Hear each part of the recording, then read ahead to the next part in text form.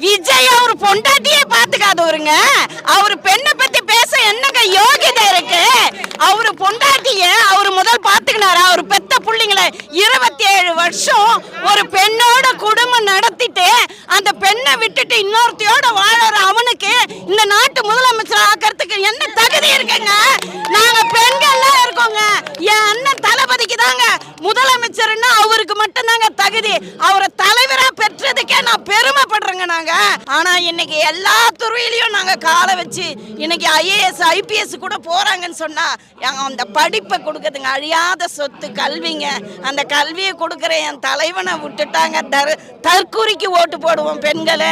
அவன் அதை வச்சு கேட்குறீங்க பாருங்க. பொண்டாட்டியை காப்பாத்தாதவன், தன்னோட குடும்ப அவமானத்தை பற்றி காப்பாதாதவன், அப்பா அம்மா கிட்ட பேசாதவன், அடுத்தவங்களோட கஷ்டத்தை எப்படிங்க புரிஞ்சுப்பாரு விஜய்?